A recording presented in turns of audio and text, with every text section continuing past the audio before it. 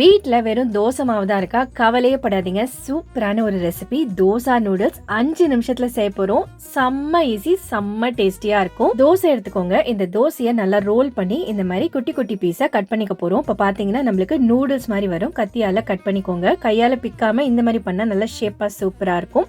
இதை நல்லா உதுத்து எடுத்து வச்சுக்க போறோம். உங்க வீட்டுல வர ஸ்பெஷல் கெஸ்ட் யாரையா சர்ப்ரைஸ் பண்ணனா இந்த தோசை நூடுல்ஸ் செஞ்சு கொடுங்க. செம்ம டேஸ்டியா இருக்குன்னு சாப்பிடுவாங்க. வானிலை எண்ணெய் சூடு பண்ணிக்கலாம். இதுல நீளமா நறுக்கின பூண்டு, வெங்காயம், பச்சை மிளகாய், கருவேப்பிலை சேர்த்துக்க போறோம். இன்னும் நீளமா நறுக்கின கோஸ் சேர்த்துக்கலாம். கேரட் கூட சேர்த்துக்கோங்க. இதை நல்லா வதங்கினதும் மசாலாக்கு மஞ்சள் தூள், மிளகாய் தூள், உப்பு சேர்த்துக்கிறோம். கொஞ்சம் இறக்காரம் சட்னி, லெமன் ஜூஸ் சேர்த்துட்டு நல்லா மிக்ஸ் பண்ணி ஒரு நிமிஷம் ஹை ஹீட்ல நல்லா இந்த மாதிரி ஃப்ரை பண்ணிக்கோங்க.